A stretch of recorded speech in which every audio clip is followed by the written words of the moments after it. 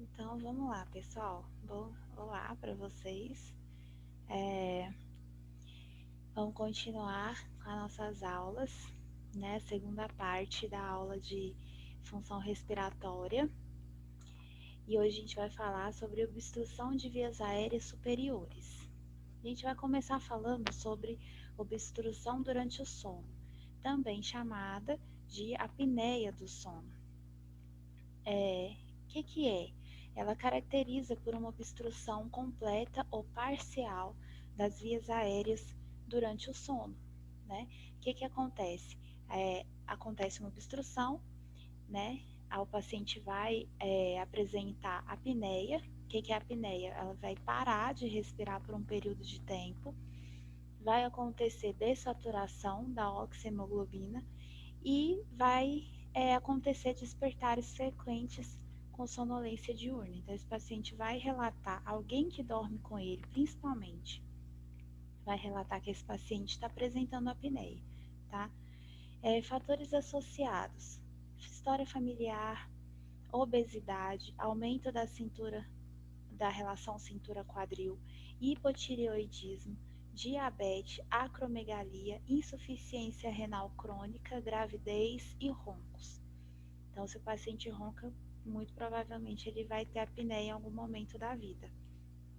Se esse paciente é obeso, quanto mais obeso, mais chance de apresentar, né, além de outras doenças, mais chance de apresentar apneia do sono ele vai ter, né? Quais as manifestações clínicas? Geralmente, vai chegar o paciente e um acompanhante que vai relatar para vocês o que está acontecendo durante o sono daquele paciente, porque ele está dormindo, ele geralmente não sabe o que está acontecendo.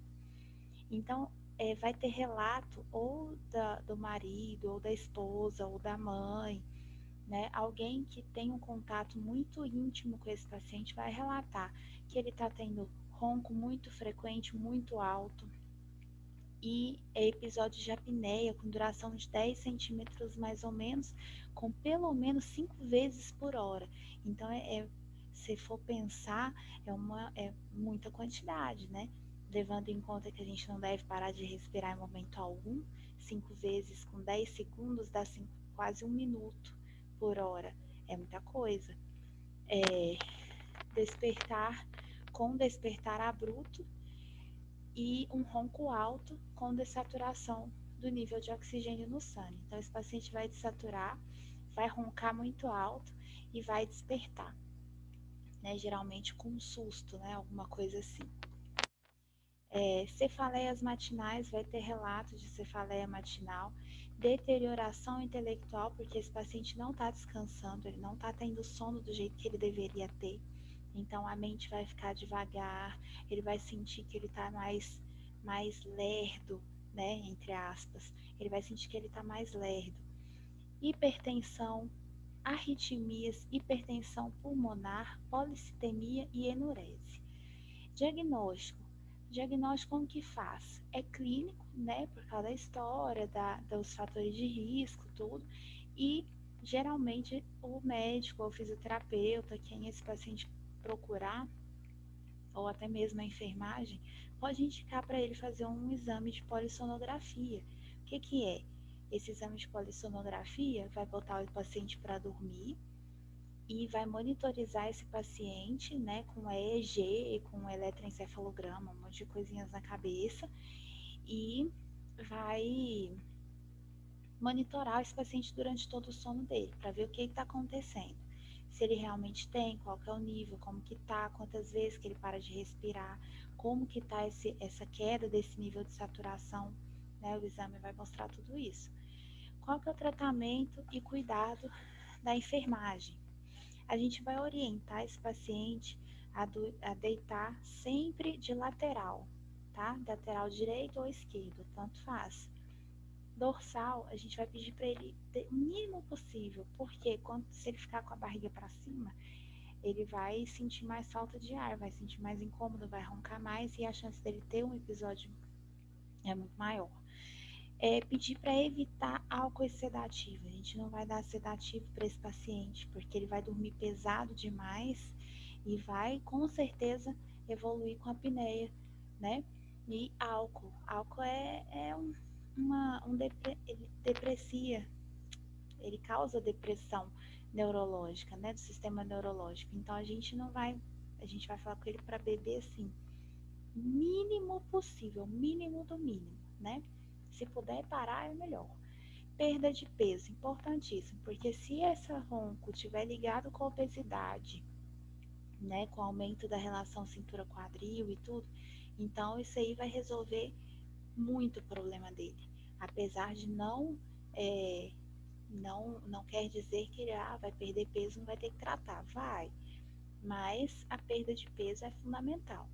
Oxigenoterapia, porque se esse paciente estiver desaturando demais, a gente tem que colocar um O2 suplementar para ele, né? Seja por CPAP, que é a pressão positiva contínua na via aérea, ou seja por BIPAP, que é a pressão positiva em 2 níveis de via aérea, por cânula nasal, que é o que incomoda menos, né, para o paciente dormir, em casos graves. Então, esse aí vai ser em casos bem mais graves, que envolve hipoxemia, hipercapnia, né? Então, isso é um tratamento para um paciente que está com apneia mais grave. Geralmente não é indicado para tratamento farmacológico, por causa daquilo que eu falei. Você vai dar um remédio para o paciente dormir, você vai sedar ele vai roncar, ele vai ter apneia, ele vai dormir demais. Então isso não é interessante. A gente tem que tentar tratar de outras formas. Tratamento cirúrgico? Tem, mas assim, tem que olhar a causa também, porque às vezes esse paciente vai estar roncando porque ele tem a amígdala grande. Então, o que a gente vai fazer? A gente né, a gente não, o médico vai ver a necessidade, vai fazer uma amidalectomia ou uma uvulopalatofaringoloplastia, né? Que é? Vai tirar a amígdala e vai tirar um pouco do palato mole também, né? Que às vezes está atrapalhando, ele tá obstruindo. E traqueostomia em casos mais graves. Obstrução nasal pode ocorrer com diversos fatores, como processos virais, alérgicos, desvio de septo, hipertrofia dos ossos turbinados, que são os ossos que ficam aqui no nariz, ou pressão de pólipos nasais. Manifestações clínicas: congestão nasal crônica, aquele paciente que fala que não aguenta mais usar Sorine, porque ele tem o nariz entupido o tempo todo, toda hora, que não resolve nada. Respiração bucal, porque ele vai estar com o nariz entupido, ele tem que respirar de alguma forma, então ele vai respirar pela boca, isso é péssimo. Ressecamento da mucosa oral, por causa provavelmente dessa respiração oral, tá vendo? Uma coisa leva a outra. Rachadura nos lábios e insônia, você não respira, como é que você dorme, né? Diagnóstico clínico e por endoscopia nasosinusal, que coloca um aparelhinho no nariz e vê tudo aqui por dentro. Um aparelhinho tipo da endoscopia, só que mais fino. E tomografia. Qual o tratamento e os cuidados de enfermagem? Tratamento farmacológico. Vai passar o spray? Vai, dependendo da causa, né? Porque dependendo, por exemplo, se for um desvio de septo, não resolve passar spray, né? Tem que operar. Antibiótico e antihistamínico, também dependendo da causa. Se for um processo viral, se for um processo alérgico, né? Se for alguma infecção, alguma coisa, então vai resolver passar o antibiótico, o antihistamínico, né? Tratamento cirúrgico, que é a turbinectomia, vai tirar esses ossos turbinados. Cauterização por laser, eletrocautério, crioterapia, ressecção da submucosa e ressecamento da submucosa com deslocamento lateral e cirurgia endoscópica. Então, assim, tratamento cirúrgico é muito específico, resolve muito, experiência própria, resolve demais. Mas é uma coisa mais incômoda, né? Às vezes, se a gente conseguir descobrir a causa e tratar de forma menos agressiva, é melhor para o paciente. Obstrução laríngea. Edema das mucosas da laringe podem causar fechamento da abertura, causando hipóxia ou sufocamento. Então, tem um exemplo muito bom que todo mundo já deve ter ouvido falar, que é o edema de glote. Pode acontecer em pacientes com laringite aguda, urticária, inflamação grave da garganta, anafilaxia grave e corpos estranhos. O edema de glote geralmente está ligado com algum processo alérgico, tá? Geralmente, não é sempre, tá? Manifestação clínica: desaturação de oxigênio, uso de músculos acessórios, aquele paciente que vai respirar com o tórax quase inteiro, ele vai usar tudo, assim, ó. Aquele paciente que ele busca o ar, né? Considerar a necessidade de suporte ventilatório, tá? Seja por O2, por catéter nasal, seja por intubação. Clínico e diagnóstico clínico radiológico, né? Dependendo se for um corpo estranho, então eu tenho que fazer um exame radiológico para saber aonde que esse corpo está, se tem possibilidade de tirar ele por endoscopia, via endoscópica ou cirúrgica, né? Tratamentos e cuidados de enfermagem. Em caso de reação alérgica, pode ser necessário a administração de epinefrina subcutânea e corticosteroide. Pode ser usado gelo, né, na garganta, na tentativa de diminuir o edema, porque a garganta ela vai ficar edemaciada, e manter monitorização de oximetria e pulso por causa da piora respiratória que esse paciente pode ter.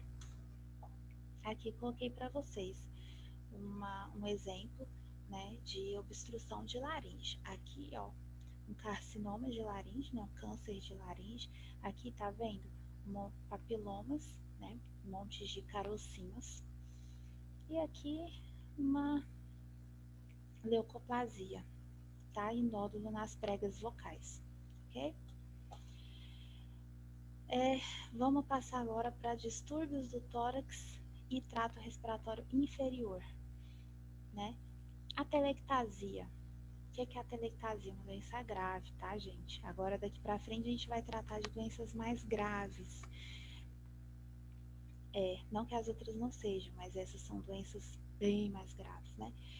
Fechamento, né? O que é a atelectasia, então? Fechamento ou colapso dos alvéolos causado por hipoventilação, obstrução ou compressão de vias aéreas.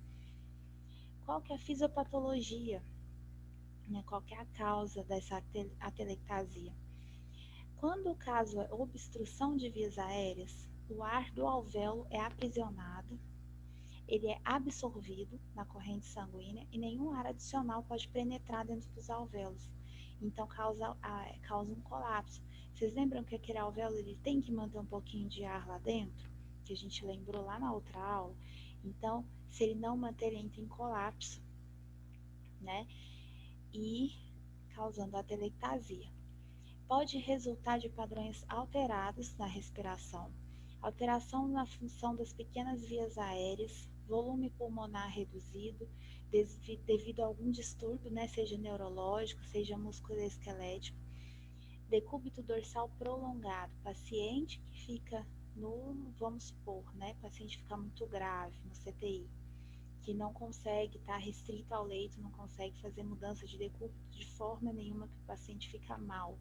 Ele com certeza vai evoluir para uma atelectasia, tá? Vai colabar esses alvéolos. Secreção retida, dor, defeitos restritivos, procedimentos cirúrgicos específicos, tipo cirurgia cardíaca aberta, né, de peito aberto, que o pessoal chama, torácica ou abdominal alto. Então, são cirurgias grandes e principalmente, vocês perceberam, da parte tóraco-abdominal, né? E pressão excessiva sobre o tecido pulmonar produzida por derrame pleural, pneumotórax, hemotórax, crescimento tumoral ou derrame pericárdico.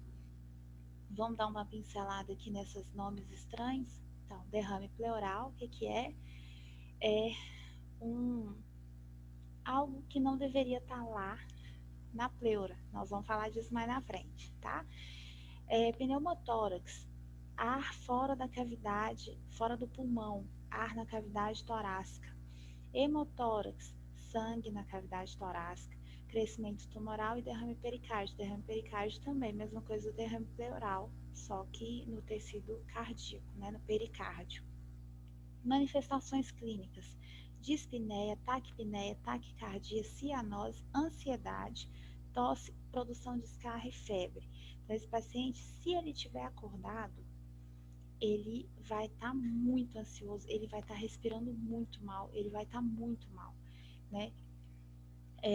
Diagnóstico clínico por raio-x de tórax ou por tomografia. Qual que é a prevenção e tratamento? Mudança de decúbito, principalmente. Por isso que a gente vive falando, gente, mudança de decúbito, no mínimo assim, no tempo máximo de 3 em 3 horas. Lógico, dentro da condição do paciente. Deambulação precoce. O paciente fez uma cirurgia cardíaca hoje. Assim que possível, bota para andar. Fez uma cirurgia abdominal, né? Fez uma laparotomia. Assim que possível, bota para andar. Porque é bom para tudo, tá? Manobras de expansão do volume pulmonar, eu escrevi errado, desculpa, tá, gente? Do volume pulmonar e tosse para mobilização de secreção. Aspiração de vias aéreas, você não vai deixar o paciente nadando em catarro, né? Não tem fisioterapia, a gente da enfermagem aspira, tá? Chama o enfermeiro responsável pelo setor, que o técnico agora não pode mais aspirar, né? Sem supervisão. Então chama o enfermeiro, mas não deixa o paciente nadando em secreção não, tá? Fisioterapia respiratória, importantíssimo, tá? Uso de broncodilatadores, intubação endotraqueal e ventilação mecânica em caso de atelectasia grave. Remover a causa, principalmente, né? E alguns casos, né, os casos mais graves, o tratamento cirúrgico é indicado. Aqui eu coloquei para vocês o raio-x de um pulmão normal, aqui ó, um pulmão normal, e aqui, esse lado aqui é onde era para ter um pulmão. Ele está com a atelectasia à direita, tá? Então, o que eu faço? Qual o principal cuidado de enfermagem para esse paciente aqui? Nesse caso desse raio-x, eu não vou colocar ele até esse raio-x melhorar. Decúbito lateral direito ele não tolera, ele não vai conseguir ficar, tá? A gente vai colocar ele sempre em decúbito lateral esquerdo, tá? Sempre do lado contrário à atelectasia, viu? E manobras, né? Não deixar juntar secreção, o médico vai entrar com broncodilatador e tudo. E aqui, coloquei para vocês, para ilustrar, a foto de um alvéolo normal e um alvéolo com atelectasia. Tá vendo a diferença? Então, vamos para a próxima. Traqueobronquite aguda. O que é? Um processo inflamatório agudo das mucosas da traqueia e da árvore brônquica. É causado por aumento da produção de muco, principalmente por causa de infecções do trato aéreo superior. Então, tem alguma infecção do trato aéreo superior, aquelas que a gente falou na outra aula, né? Algum resfriado, sinusite, alguma coisa, né? Alguma daquelas doenças não tratou direito, muito provavelmente ela vai descer, né? E vai causar problemas aqui para baixo. Etiologia: Streptococcus pneumoniae, Haemophilus influenzae, Mycoplasma pneumoniae, alguns fungos, como o aspergillus, inalação de irritantes, tanto físicos quanto químicos, gases ou contaminantes do ar, tá? Tipo poluição, né? Paciente que mora perto de fábrica, né? Tem muito isso. Manifestações clínicas. Inicialmente, ela começa com uma tosse seca e irritativa. Expectoração de escarro, mas ele vai te relatar que está com aspecto de buco só, aquele catarro branco. Dor external, principalmente por causa da tosse, essa tosse seca que dói aqui assim.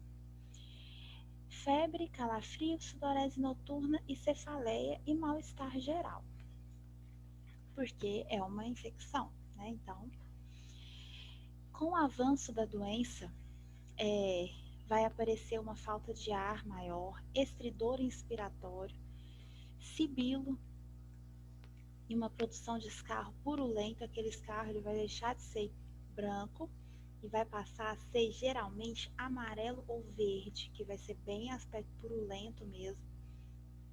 Na forma mais grave, pode apresentar secreções com filamentos de sangue, devido à inflamação das mucosas de via aérea, tá? Qual o tratamento? Sintomático, nós vamos tratar o sintoma, né, primeiro, vai aumentar a ingesta hídrica para poder fluidificar essa secreção. Terapia com vapor frio ou inalação de vapor, né? Aquela que a gente falou também na outra aula. Vai botar um balde de água no quarto, vai botar uma toalha molhada, vai comprar aquele umidificador de ambiente, vai botar perto da cama para poder melhorar o ar, umidificar o ar ambiente. Inalação de vapor também ajuda a aliviar a irritação. E calor úmido pode aliviar a dor torácica, então pode botar uma panela de água fervendo no quarto. E tem os aparelhos também que libera vapor quente, tá? Antibiótico terapia, expectorante, analgésico, antitérmico, isso tudo para tratar, a gente vai tratar os sintomas, né? Consequentemente, o antibiótico, no caso, vai tratar a causa, né?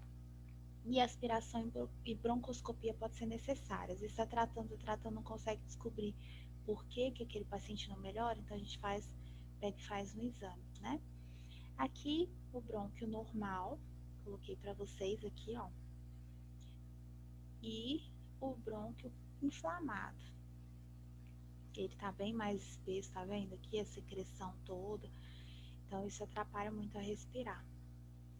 Pneumonia, quem nunca teve, né? Quem nunca ouviu falar de alguém que teve? Uma doença grave também, tá, gente? Bem grave. O que é a pneumonia? Uma infecção do parênquima, né? Dos espaços alveolares e intersticial do pulmão. Alguns micro-organismos, eles liberam algumas toxinas que acaba desencadeando esse processo inflamatório. Então começam os efeitos colaterais, tipo edema, que leva os alvéolos a ficarem mais cheios de resíduo e mais cheios de exudato, que é secreção, e prejudica a ventilação e a troca de gases. As pneumonias são divididas em dois grupos, a gente chama de pneumonias comunitárias e pneumonias hospitalares. Como que a gente sabe qual que é qual? Pneumonia comunitária, ela é adquirida na comunidade, aquela normal, que você vira, tá, né, não vou poder trabalhar porque estou já testado. Por quê? Estou com pneumonia. Essas pneumonias, geralmente são agentes etiológicos mais tranquilos, né, e ocorre no ambiente comunitário mesmo. Ou o paciente internou, ela aparece dentro das primeiras 48 horas de internação.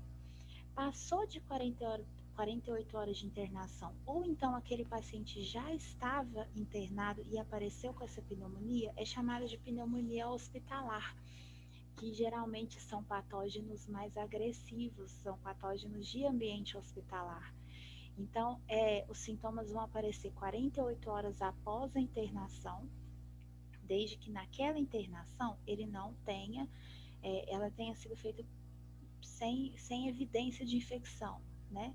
Por exemplo, o paciente foi operar, né, sei lá, de apêndice, aí tá no dia de ganhar alta, ele começa a evoluir com febre, com tosse, né, com todos os sintomas, calafrio, aquela coisa tudo. Descarta a infecção por causa do apêndice, vamos supor que descubra uma pneumonia, essa pneumonia vai ser hospitalar. Fator de risco: alguns tipos de doenças adjacentes, como insuficiência cardíaca, diabetes, DPOC, atelectasia, embolia pulmonar e AIDS. Alteração do estado mental, acidentes cerebrovasculares ou convulsões, tosse ineficaz, tabagismo, poluição ambiental, alcoolismo, infecções virais e comprometimento da função imunológica. Então, vamos voltar aqui um pouquinho. Essas doenças adjacentes que a gente falou aqui, insuficiência cardíaca, DPOC, atelectasia, embolia e AIDS, são doenças que comprometem a AIDS porque ela compromete o sistema imunológico. O restante já são doenças que comprometem o pulmão. então favorece o aparecimento de doenças, fugiu o nome, de outras doenças, né, como por exemplo a pneumonia, a hora que eu lembrar eu falo. Alterações do estado mental, acidentes cerebrovasculares, tipo AVC, convulsão, por quê? Causa microaspiração. Essas microaspirações causam pneumonias. Essa tosse ineficaz também vai causar, porque se o paciente tosse, mas ele não consegue liberar toda aquela secreção que ele deveria liberar, então aquela secreção vai para algum lugar, geralmente o pulmão, tá? Tabagismo, todo mundo sabe que acaba com o pulmão, né? Poluição também, e infecções virais, comprometimento da função imunológica, tudo isso são, né, ajuda, né, de alguma forma. Manifestações clínicas varia conforme a gravidade, desculpa, etiologia e a expansão da doença. Então, tem que saber qual o grau daquela pneumonia, como que está o pulmão daquele paciente que está com pneumonia, qual que é o agente causador daquela pneumonia e extensão, né? Geralmente, o que acontece? Qual que é os sintomas desse paciente? Febre, calafrio, tosse e dor pleurítica, aquela dor que o paciente vai falar que eu tô morrendo de dor nas costas aqui, aqui mais em cima, né? Pode ser pneumonia sim, tá? Associadas a movimentos inspiratórios. O paciente, a hora que ele inspira, dói, mas dói muito. Estertores e roncos na ausculta e dispneia, porque o pulmão tá tomado de secreção, né? Vou mostrar para vocês como fica um pulmão com pneumonia. Então, ele vai ter dispneia e vai roncar, tá? Diagnóstico. Por histórico de infecção recente do trato respiratório superior, é aquilo que eu falei, tem um negócio cá em cima, não tratou direito, ele vai descer, né? Ele vai causar problemas mais embaixo. Clínico, radiológico, laboratorial, com hemocultura ou bacteroscopia. Quais são os tratamentos e cuidados da enfermagem? Antibiótico-terapia, então a nossa função é administrar esse antibiótico, se o paciente estiver internado. Repouso, soroterapia, oxigenoterapia suplementar e fisioterapia respiratória. Manter a cabeceira do leito elevada, tá? Principalmente se o paciente está recebendo dieta via sonda nasoentérica ou, né, oroentérica. O paciente com infusão de dieta é um paciente com risco de ter pneumonia, com risco de aspiração. Controle da temperatura, aspiração de vias aéreas conforme necessidade, mobilização de secreção. Então, na ausência de fisioterapia, às vezes o hospital que você vai trabalhar não vai ter fisioterapia, ou você trabalha num asilo, numa instituição de longa permanência, às vezes não tem fisioterapia naquele momento, então a enfermagem assume a responsabilidade de movimentar na secreção desse paciente com vibração torácica, né, que é apertar, assim, fazer força no tórax desse paciente para vibrar, para essa secreção ela mobilizar lá dentro e sair, e movimentação de decúbito. É uma coisa simples e, assim, resolve muita coisa. O tal de lateralizar, movimentar o paciente, da mudança de decúbito. Cuidar da administração de oxigênio na quantidade prescrita. Oxigênio é medicamento, então a gente só administra com prescrição médica, tá? E na quantidade correta. Se o médico, a fisioterapia, né, passar, fala, eu quero que fica com 2 litros por minuto de O2, eu não posso botar 4, porque oxigênio demais também é ruim, tá? Estimular a ingesta hídrica e alimentação adequada. Então, ingesta hídrica, fluidificar a secreção, tá? Vou dar muita água, não muita, mas vou dar mais água para esse paciente, for orientar ele a beber mais água e ter uma alimentação mais adequada. E administrar as medicações prescritas. Tá aí um pulmão com pneumonia. Esse lado, eu coloquei essa imagem porque eu achei interessante, fica mais fácil de vocês entenderem. Esse lado, ele tá bom, né? Um pulmão bom. Isso aqui é a pneumonia. Isso aqui é uma imagem de pneumonia, né? Tá vendo como que ela fica, aonde tá branco, tá cheio de secreção, né? Isso não é bom para o paciente. Aqui é um pulmão mesmo, com uma pneumonia bacteriana, tá? Ele fica, o pulmão é bem diferente disso. Depois vocês procuram para ter uma ideia de como é, tá? Vamos falar agora da tuberculose. Todo mundo também já ouviu falar, né? É uma doença grave, tá? Ela é transmitida pelo ar, por aerossol. Então, tosse, espirro, fala, gotícula, né? Por gotícula, né? Por aerossol.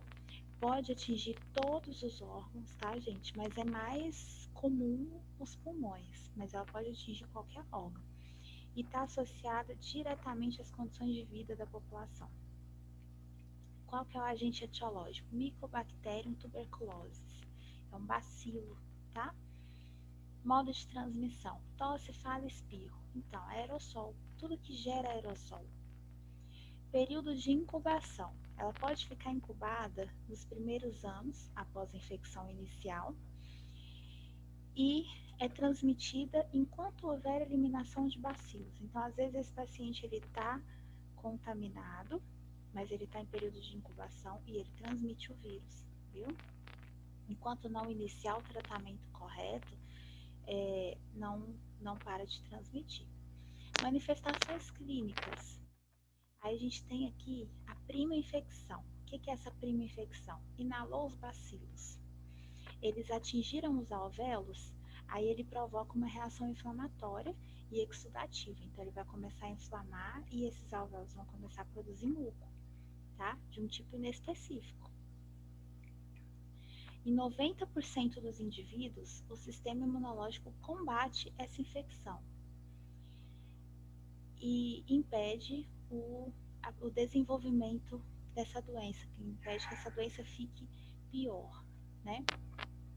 Em 5% dos indivíduos, acontece a implantação dos bacilos no parênquima pulmonar ou nos linfonodos, inicia a multiplicação e dá origem à tuberculose primária. Então, como que é? A gente inala, vamos supor, né? Estou no ônibus, tem um paciente com tuberculose do meu lado, ele tossiu, eu não sei que ele tem tuberculose. Eu inalei os bacilos, né? Esses bacilos foram lá para os meus alvéolos e provocou uma reação inflamatória, né? Provocou uma inflamação e meus alvéolos começaram a produzir muco loucamente, né? Mas o meu sistema imunológico não tá legal. Então, esses bacilos, eles se implantaram lá, eles acharam, nossa, vou fazer uma casinha aqui. Fez uma casinha lá, se implantou lá e começou a multiplicar, tá? Posso dizer que eu estou contaminada, eu estou com tuberculose, ok? Sinais e sintomas mais frequentes: comprometimento do estado geral, febre baixa vespertina com sudorese. Às vezes essa febre o paciente vai demorar para aparecer, porque ela é baixa e ela é à tarde. Tá, tem sudorese? Tem, mas às vezes você está trabalhando, você não nem vê que você está tendo febre. Inapetência e emagrecimento. A principal queixa, né, é inapetência e emagrecimento, mas não é emagrecimento pouco, não, emagrecimento é muito. É tipo assim, nossa, perdi 10 quilos nos últimos 3 meses. Aí você pode ficar de olho, porque ou é um tumor ou ele está com tuberculose.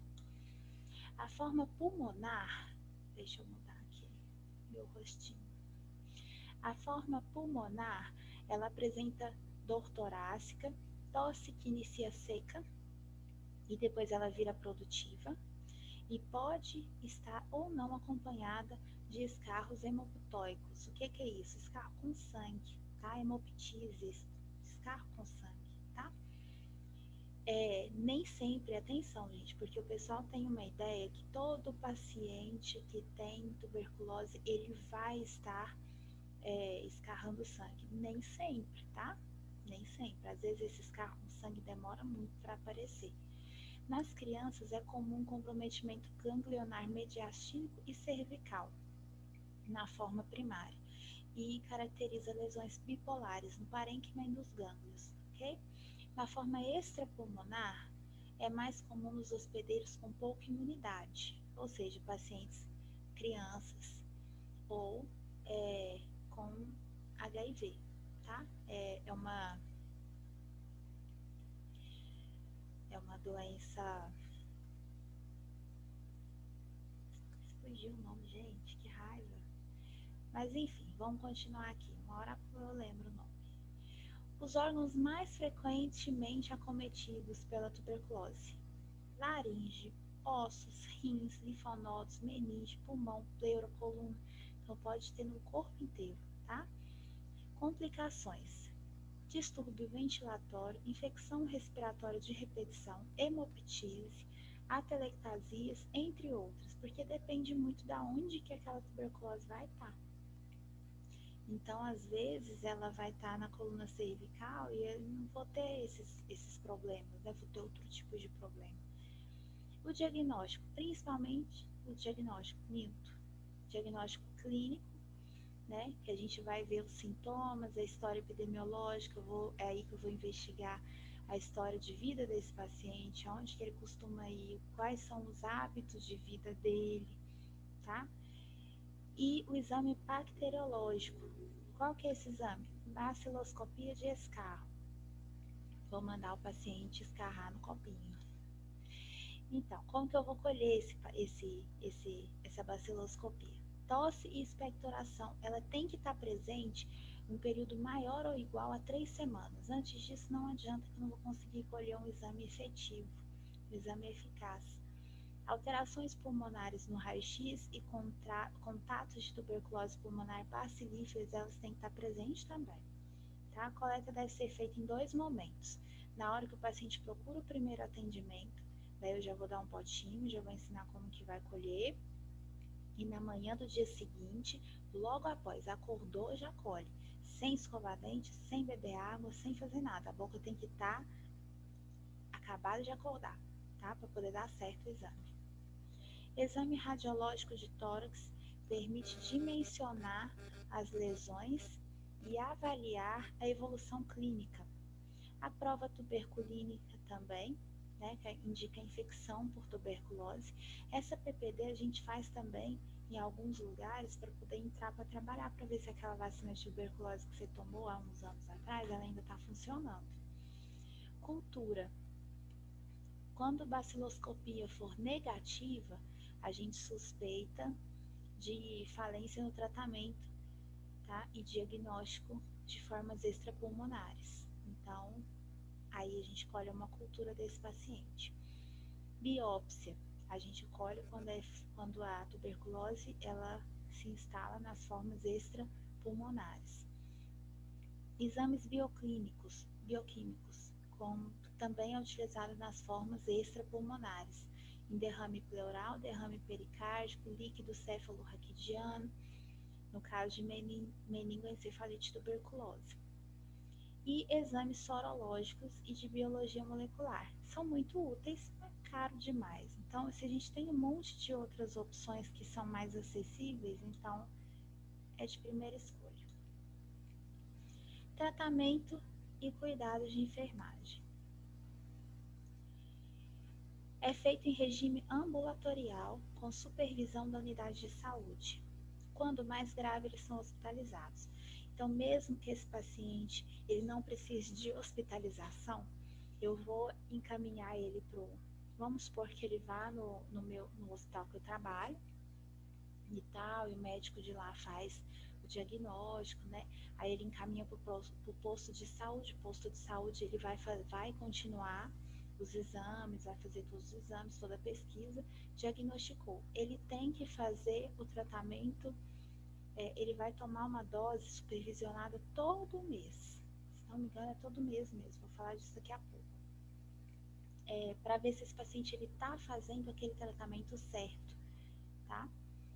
Orientação quanto ao tratamento. Então eu vou sentar, vou conversar com o paciente, vou explicar para ele o que é a doença, o que acontece, explicar a importância e a duração do tratamento, que é um tratamento longo e ele tem que ser feito completo, porque senão não resolve.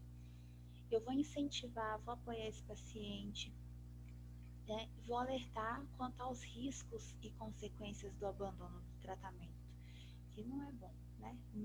Tratamento nenhum é bom abandonar, só que esse envolve a comunidade toda, então é bom a gente situar esse paciente. Esquema terapêutico. As doses supervisionadas são supervisionadas mensalmente, é o que eu falei, e administradas em jejum, preferencialmente. Então, a gente vai orientar o paciente a acordar, né, escovar o dente e tal, e ir lá no posto de saúde para tomar essa dose, né, todo mês, para o pessoal do posto de saúde acompanhar. E vai ser feito o acompanhamento da evolução no segundo, no quarto e no sexto mês de tratamento. Após 2 semanas, o paciente deixa de transmitir o bacilo e em 2 meses ele para de aparecer os sintomas. Mas não quer dizer que ele vai parar de fazer o tratamento. Coloquei aqui, ó, ficou ruim porque desconfigurou, mas eu vou mandar o slide para vocês, vocês conseguem acompanhar pelo slide, tá? Nós temos 2 fases do tratamento. A primeira fase, que ela dura 2 meses, né, que até desaparecerem os sintomas. É feito com rifampicina, isoniazida e pirazinamida. São 3 medicamentos, tá? Aí, passou esses 2 meses, ele vai fazer um exame, daí vai ver a evolução bacteriológica dele e vai evoluir o tratamento para a segunda fase, que dura 4 meses, né? Que vai ser com rifampicina e com isoniazida. Aí, passou os outros 2 meses, ele vai fazer um novo exame para ver como que tá. Aí ele vai fazer mais 2 meses de tratamento e vai fazer um último exame. Então são 6 meses de tratamento. Dentro desse tratamento ele vai fazer 4 exames, que é o diagnóstico, o do segundo mês, o do quarto mês e o do sexto mês. Prevenção. Notificação compulsória obrigatória. A tuberculose é uma doença de notificação compulsória. Então, apareceu, estou suspeitando, tem que fazer a notificação. Ela é baseada principalmente na prevenção dela em busca de pacientes sintomáticos, né, em pacientes que né, falar da importância do tratamento, tudo, e buscar esses pacientes que não estão fazendo o tratamento adequado. Controle dos que convivem com os pacientes bacilíferos, né, que são os pacientes que ainda estão em transmissão, e vacinação com a PCG, né? A PCG é aquela vacina que a gente toma quando a gente sai da maternidade e depois se não me engano, a gente toma de novo, porque tem muitos anos que eu não olho o cartão de vacina, mas que eu não estudo, né? Mas que se não me engano, a gente toma ela em 2 momentos, tá? Quimioprofilaxia com a isoniazida, ela é administrada em pessoas infectadas e em grupos de risco, ou, né, pacientes que na família que convive também geralmente administra, tá? E aí, eu coloquei aqui, ó, tá vendo? Isso aqui é a característica de uma lesão de tuberculose. Ela é redondinha, tá? Tuberculose pulmonar, ok? Ela é redondinha, tá vendo? Esse monte de coisa de bolinhas, aí são lesões de tuberculose. Aqui é tuberculose na laringe, né? Aqui, ó, na pele da paciente, tá vendo? E aqui na coluna cervical, tá? Vamos passar para frente, então. Pleurisia ou pleurite é uma inflamação das camadas da pleura, tanto a camada parietal quanto a visceral. Causas: pneumonia, infecção do trato respiratório superior, de novo, tuberculose, doenças do colágeno, traumatismo torácico, infarto agudo do miocárdio ou embolia pulmonar e pacientes com câncer primário ou metastático e depois de toracotomia. Qual a manifestação? que a pessoa vai sentir? Dor pleurítica, mesma dor, né, que a gente viu lá na pneumonia, com piora na respiração profunda, só que na pneumonia esse paciente vai sentir dor na inspiração. Esse aqui vai respirar profundamente, vai doer. Tosse ou espirro, podendo ser localizada ou irradiar-se para o ombro ou abdômen. Diagnóstico: clínico, raio-x de tórax, exames de escarro e toracocentese. Tratamentos e cuidados de enfermagem. É definido conforme a causa. Então tem que saber o que aconteceu com esse paciente, ter essa inflamação, e daí eu defino o tratamento, né? O médico define o tratamento. A enfermagem trata de administrar analgesia, aplicação de calor ou frio, né, que proporciona um alívio sintomático, indometacina, que é um anti-inflamatório não esteroidal e pode aliviar a dor. Promover conforto, de novo aí, ó, mudança de decúbito frequente, tá? Monitorar sinais, sintomas de derrame pleural, como falta de ar, dor, adoção de uma posição que diminui a dor. Geralmente o paciente está encolhidinho assim, você vai lá ver o que ele está falando, que está sentindo muita dor e que aquela posição melhora um pouquinho.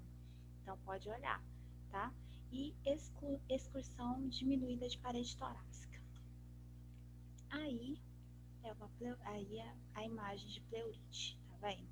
Aqui no raio-x, aqui é um pulmão saudável e aqui são as adesões, ó, tá? Derrame pleural. Lembra que falei que a gente ia entrar nele agora? Então, derrame pleural, o que é? Uma coleção de líquido no espaço pleural. Geralmente, ela desenvolve após algumas doenças. Qual que é a etiologia dela? Complicação da insuficiência cardíaca, tuberculose, pneumonia, infecções pulmonares, principalmente virais, síndrome nefrótica, doença do tecido conjuntivo, embolia pulmonar e tumores neoplásicos. Manifestações clínicas. O que esse paciente vai sentir? Febre, calafrio, dor torácica, dispneia, tosse, diminuição ou ausência de sons respiratórios e som maciço. Esses pacientes todos que têm um problema, tipo, vamos voltar lá atrás, né? Paciente com atelectasia, o lado que está atelectasiado, ele vai ter diminuição ou ausência de sons respiratórios também, tá? Me lembrei, tuberculose, pneumonia são doenças oportunistas, tá? Doenças oportunistas de pacientes que são imunodeprimidos, ok? Agora vamos voltar aqui de novo. Diagnóstico pode ser clínico, né, por raio-x de tórax, tomografia de tórax ou toracocentese. Só para ilustrar, a toracocentese é uma punção no tórax, tá? Que às vezes o pessoal não sabe, é uma punção no tórax para coleta de líquido ou simplesmente para alívio, tá? Tratamento e cuidado de enfermagem. Vai tratar a causa adjacente, então o agente causador daquele derrame. Vai fazer toracocentese, né, para poder aliviar ou para poder coletar algum material, para poder fazer análise. Tratamento específico para o agente causador, então vou descobrir a causa e vou tratar aquela causa de maneira adequada. E instalação de dreno torácico com sistema selo d'água, em caso de derrame pleural grande. Aí nós vamos falar do sistema de drenagem torácica. Dreno de tórax. Nós temos N tipos de dreno de tórax, tá? O mais comum é esse. Esse frasquinho é o de 500, é o frasquinho grande. A gente põe, geralmente, a gente põe, passar uma moto ali na rua, a gente põe o selo d'água, né, com soro fisiológico. Nesse grande é de 500 ml. Tem um frasquinho menor que é de 250, mas isso varia conforme a instituição que vocês forem trabalhar, tá? O dreno, aqui nessa ilustração, nós temos aqui o pulmão. Suponhamos que aqui esteja com derrame, né? Então o médico vem, instala o dreno aqui, o dreno tem uma conexão com a extensão e essa extensão vai estar ligada nesse frasco coletor. Esse frasco coletor, ele tem o suspiro e ele tem o selo d'água, tá? Vamos falar aqui dos cuidados. A gente tem que manter esse sistema fechado. É importante manter esse sistema fechado por causa daquilo que a gente falou lá no início da outra aula. O pulmão, ele trabalha com pressão positiva, pressão negativa. Então, se eu abro o sistema, eu mudo totalmente a pressão desse pulmão, por isso que tem o selo d'água, tá? Vou verificar se não tem escape de ar nas tampas e conexões. Vou manter o frasco coletor sempre abaixo do tórax do paciente, tá? Se eu precisar levantar esse frasco coletor, eu vou clampar ele. Tem um clampzinho na extensão, vai clampar ele. Manter a ponta sempre mergulhada em solução estéril, que é o soro, geralmente o soro fisiológico, que é contido no frasco coletor, que é aquilo que eu falei, ou é 250 ou é 500. Vai marcar sempre o volume da solução depositada para poder ter um controle melhor de drenagem, que a gente tem que saber quanto que aquele paciente está drenando. Ele não pode drenar demais, mas também pode drenar pouco, porque senão não resolve. Checar o líquido drenado e comunicar à enfermeira e ao médico, né, dependendo de onde vocês forem trabalhar, o volume, viscosidade e coloração. Então, o paciente chegou com derrame pleural e tudo, precisou instalar um dreno. Então, o técnico vocês que estão lá trabalhando com o paciente o tempo todo, nos cuidados, tudo, vocês vão verificar sempre, pelo menos de 2 em 2 horas, tá? Muito espaçado de 2 em 2 horas, tá? O volume, a viscosidade e a coloração. Eu peço para os meus meninos sempre olhar de meia hora, entendeu? Toda hora eu passo lá, eu olho. Só que a gente fica no CTI, é um local, uma rotina totalmente diferente, né? Porque às vezes começa a drenar sangue, já vi dreno derramar de tanto sangue, mas não por falta de olhar, por complicações da cirurgia que o paciente tinha feito. Então, assim, a gente é um caso grave, um negócio que depende da gente ficar olhando o tempo todo. Observar a oscilação. Se esse dreno ele está instalado no pulmão, ele vai oscilar, tá? A água, ela vai ficar borbulhando. A água, o soro fisiológico, o selo d'água, né, do dreno, ele vai ficar borbulhando. Ele tem que ficar lá borbulhando. Se não está borbulhando, o dreno não está bem posicionado. Aí a gente tem que comunicar com o médico. E deve estar de acordo com os movimentos respiratórios. O paciente respira, o dreno borbulha lá embaixo, tá? Tem que estar oscilante. Para transportar o cliente, eu vou pinçar a extensão do dreno, vou transferir esse paciente para a maca e se tiver jeito, né, se eu ver que é seguro, eu vou desclampar. Na maioria das vezes a gente não desclampa, tá? A gente deixa, só se for um caso muito, que o paciente for ficar muito tempo fora da cama dele, daí a gente olha a possibilidade de desclampar.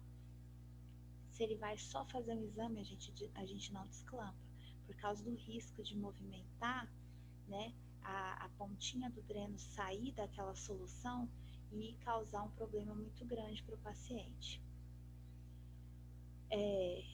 Mas, se ele fica com o dreno clampado muito tempo, também causa um problema grande. Observa dobras, causa um aumento da pressão intrapleural e pode causar uma PCR no paciente. Trocar o conteúdo do frasco a cada 12 ou 24 horas. Isso depende muito da rotina do setor, da rotina do hospital. Tem hospital que vai te mandar trocar de 12 em 12, tem hospital que vai te mandar trocar de 24 em 24. Mas tem que trocar pelo menos uma vez a cada 24 horas, no mínimo, tá? A depender da rotina do setor e sempre de maneira asséptica. O que eu vou fazer para trocar essa solução? Eu vou pinçar ali a extensão do dreno, tá? Ela vai estar clampado, porque é coisa rápida, então tem que estar tudo pronto ali na minha mão, porque a hora que eu esvaziar, eu já tenho que botar outra solução no lugar, tá? Que o paciente não pode ficar esperando a fulana ir lá na farmácia para pegar o soro e abrir o soro e tudo. Então, vou pensar, vou estar com um frasquinho para poder mensurar, vou despejar essa solução e logo em seguida eu já vou despejar a solução estéreo dentro do frasco do soro, seja 250, seja 500 ou seja mais quantidade, tá? Essa pontinha que fica lá na solução estéreo, ela não pode de maneira alguma encostar em lugar nenhum, tá? Ela tem que se manter estéreo. Então eu fico isso tem que durar segundos, é a conta de você despeja, coloca o negócio de novo, despeja o frasquinho, tampa o dreno e abre o clamp, tá? Controle da dor, paciente que está com dreno sente muita dor, então a gente tem que ficar de olho nesse paciente, administrar analgésico sempre que necessário, auxiliar o paciente a assumir uma posição menos dolorosa e estimular a deambulação assim que liberado. Então é aquela coisa de deambulação precoce, tá? Liberou, bota para andar o paciente. Tá aí o paciente, 2 raios-x de 2 pacientes com um derrame pleural. Péssimos os dois, né? Tá vendo a área pulmonar desse paciente aqui? Pouquíssimo. O paciente não tá ventilando direito, com certeza. Tá? E esse aqui também não, ele tá ventilando com o pulmão, só que também não tá bom, né? Esse pulmão dele aqui tá todo tampado. E tá vendo aqui, ó, esse raio-x foi pós-inserção de dreno. Vocês estão vendo o dreno aqui? Pois é. Coloquei isso aqui só a título de curiosidade mesmo, não pra gente não confundir esses termos. Punção pleural, toracocentese. Eu vou puncionar, vou esvaziar, vou coletar o líquido, né? Vou aliviar aquele paciente e vou retirar. A drenagem pleural, o dreno fica lá, tá? Vamos para a próxima. Empiema. Tudo que vocês pensarem, ó, empiema lembra pus, tá? Então, ó, empiema, purulenta, né? Lembra de pus, piúria. Então, tem pode lembrar de pus, tá? Empiema é um processo infeccioso, então ali um acúmulo de líquido purulento no espaço pleural, tá? Etiologia é uma complicação da pneumonia bacteriana ou de um abscesso pulmonar. Pode ser também razão após procedimentos, né, de toracocentese ou de drenagem pleural mal conduzida, às vezes não fez a asepsia correta ou contaminou algum dos materiais usados, então causa um empiema. Trauma de tórax penetrante, né, facada, arma de fogo, porque você não vai esterilizar a facada, lógico que vocês não, pelo amor de Deus, né? Ninguém vai dar facada em ninguém, mas a pessoa que vai dar facada no outro não vai pensar assim, não, se vou esterilizar a faca e tal, não, vai pegar a faca e vai dar facada no outro. Então, é um exemplo, né? Traumas penetrantes são com objetos contaminados, então o risco de ter isso, uma empiema, é grande. Infecção hematogênica do espaço pleural e infecções não bacterianas. Manifestações clínicas: febre, sudorese noturna, dor pleural, tosse, dispneia, anorexia e perda de peso. Como que eu faço esse diagnóstico? Clínico, principalmente dependendo da causa, né? É clínico. Tomografia de tórax, uma toracocentese, vocês lembram? Toracocentese, vou puncionar, vou coletar o líquido e vou tirar o meio lá, geralmente uma agulhazinha, com orientação de ultrassom, para poder acertar lá certinho no lugar que está aquela coleção. Tratamentos e cuidados de enfermagem: drenagem da cavidade pleural, né, que é a toracocentese, se precisar instalar um dreno de tórax, a gente vai cuidar desse dreno de tórax, ressecção costal e drenagem aberta, e antibiótico terapia com base no agente etiológico. Então, tá aí, coloquei alguns exercícios para vocês fazerem. Nessa aula e na aula que vem, na outra aula, deixa eu mudar aqui para vocês poderem copiar direitinho. Eu coloquei algumas perguntas que são um pouquinho mais elaboradas, tá? Que eu quero uma resposta mais elaborada. Então eu vou pontuar elas de uma maneira melhor, tá? Ainda vou dividir, ainda vou comunicar com vocês como que eu vou decidir pontuar essas coisas, mas não deixe de fazer os exercícios, faz com carinho, que eu vou pensar com carinho em vocês, ok? Tem algumas perguntas aqui que as respostas vão ser grandes mesmo, tá? Essas que eu vou pontuar melhor, ok? Muito obrigada pela atenção e até a próxima.